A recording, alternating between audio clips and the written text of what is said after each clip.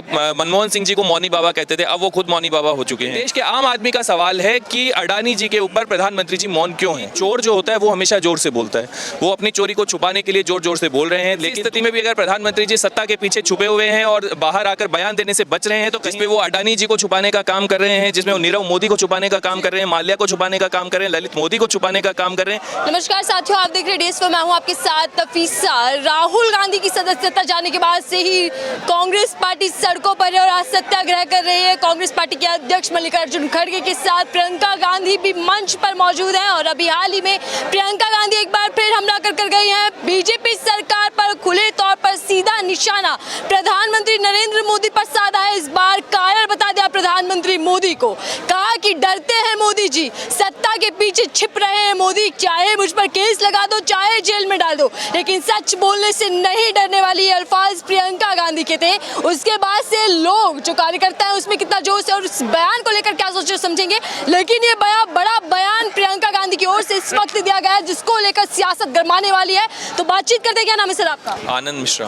आनंद जी, प्रियंका के बयान के बाद आपके मन में क्या चल रहा है? देखिए, भारतीय जनता पार्टी की जब से 2014 में सरकार बनी है तब से लेकर अब तक पिछले 9 वर्षों में लगातार भारतीय जनता पार्टी और देश के प्रधानमंत्री जी मुद्दों से भागते रहे हैं, चाहे वो बेरोजगारी का मुद्दा हो, महंगाई का मुद्दा हो। लेकिन आज जब देश के 20,000 करोड़ रुपए से ज़्यादा निवेशकों के पैसे डूब चुके हैं और कांग्रेस जो है जेपीसी की मांग कर रही है, संसद में सड़कों पर उतरी हुई है और देश के प्रधानमंत्री जी ने मौन धारण कर रखा है। प्रधानमंत्री जी मोदी जी जो हैं वो पहले मनमोहन सिंह जी को मौनी बाबा कहते थे, अब वो खुद मौनी बाबा हो चुके हैं। तो इस वक्त जो है देश कांग्रेस पार्टी नहीं, देश का आम आदमी देश के प्रधानमंत्री से ये सवाल पूछ रहा है कि वो अडानी के मुद्दे पर मौन क्यों है।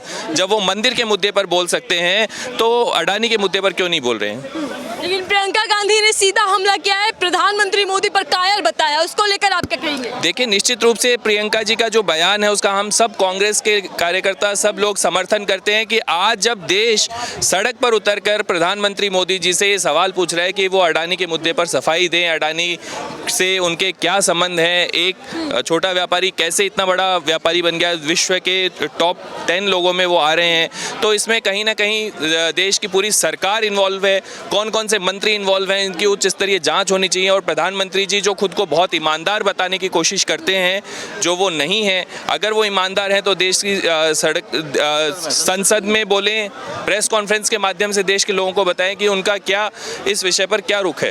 तो जैसा प्रियंका जी ने कहा, क्या वो सच है कि सत्ता के पीछे छिप रहे हैं प्रधानमंत्री? निश्चित रूप से मैं तो कह रहा हूँ 2014 से लेकर अब तक कोई भी मुद्दा हो, चाहे बेरोजगारी का हो, महंगाई का हो, अल्पसंख्यकों की बात हो, महिलाओं की बात हो, हर एक मुद्दे पर प्रधानमंत्री, देश के गृह मंत्री, हर एक मुद्दे पर मानहानि का मुकदमा दर्ज हो सकता है। हर एक मुद्दे पर जो है वो भाग रहे हैं। किसी भी मुद्दे पर जो है वो खुलकर बहस नहीं हो रही है संसद में, संसद को रोका जा रहा है। राहुल जी अगर अडानी के मुद्दे पर बोलते हैं तो उनको बाहर कर दिया जाता है।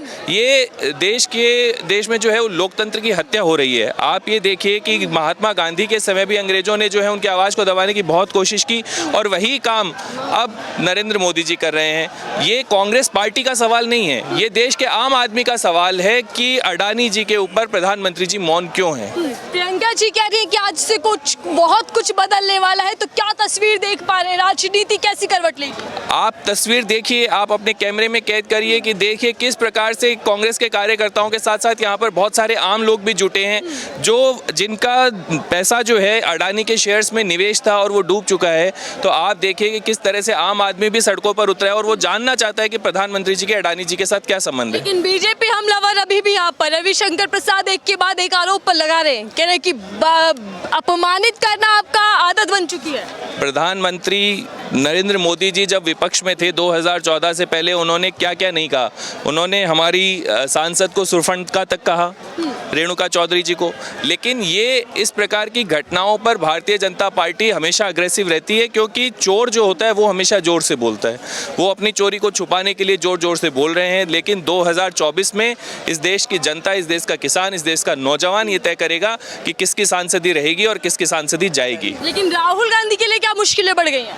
राहुल गांधी और कांग्रेस पार्टी के लिए ना पहले कभी मुश्किलें थी, ना आगे कभी मुश्किलें होंगी। मुश्किलें देश के प्रधानमंत्री के लिए बढ़ चुकी है कि देखिए आम आदमी जो है वो सड़कों पर उतर चुका है। इस वक्त जब ऐसी स्थिति में भी अगर प्रधानमंत्री जी सत्ता के पीछे छुपे हुए हैं और बाहर आकर बयान देने से बच रहे हैं, तो कहीं ना कहीं उनके मन में खोट है, कहीं ना कहीं उन्होंने सत्ता का दुरुपयोग किया है अपने मित्रों को लाभ पहुंचाने के लिए। तो 2024 इसका जो है वो फैसला करेगी। आगे क्या करने वाले हैं आप सब? निश्चित रूप से ये लड़ाई अब 2024 की शुरुआत हो चुकी है। 2024 के लोकसभा चुनाव की तैयारी शुरू हो चुकी है और 2024 के लोकसभा चुनाव में इस देश का आम आदमी भारतीय जनता पार्टी को इस देश की सत्ता से बाहर करने का काम करेगा। सदस्यता रद्द हो गई है राहुल गांधी की, तो कितनी मुश्किल उनके लिए बढ़ गई? क्या 2024 पर इसका असर पड़ेगा? देखिए 2024 में मैं आपको कह रहा हूं कि देश के प्रधानमंत्री जी की सांसदी बचेगी या नहीं बचेगी, इसका फैसला जनता करेगी। राहुल जी की सदस्यता जाने से क्या हो गया? राहुल जी तो पहले भी सड़कों पर देश के आम आदमी की लड़ाई लड़ते रहे हैं। 3,500 किलोमीटर की पदयात्रा इस देश में किसी नेता ने की है? भारतीय जनता पार्टी के किसी नेता में दम है?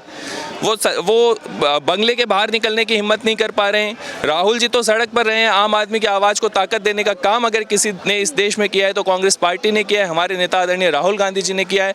और किसकी सांसदी रहेगी या नहीं रहेगी, ये फैसला 2024 में देश की आम जनता करेगी। बीजेपी ने तो प्रियंका जी पर भी हमला साधा, कहा कि छोड़ दीजिए कि हमारे परिवार ने कुर्बानियां दी हैं, हमारा इतिहास रहा है। अब नया इतिहास बन चुका है, देश के अंदर चाय बेचने वाला प्रधानमंत्री बन गया।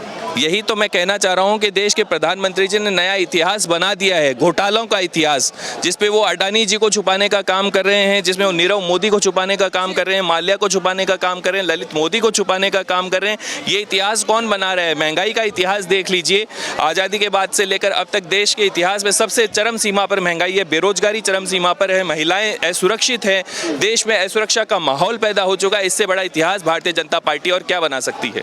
चलिए ठीक है, बहुत बहुत धन्यवाद मुझसे बातचीत करने के लिए। सीधा प्रियंका गांधी ने मोदी पर हमला किया है, लेकिन अब इसको लेकर सियासत गड़बड़ाने वाली है। उधर से पलटवार का सिलसिला भी जारी होने वाला है। लेकिन सवाल ये कि राहुल गांधी के लिए मुश्किलें कितनी बढ़ने वाली है? क्या कांग्रेस पार्टी सड़कों पर उतरकर डट कर बीजेपी का सामना कर पाएगी और 2024 में क्या कुछ होगा, ये वक्त बताएगा। लेकिन फिलहाल के लिए दीजिए इजाजत।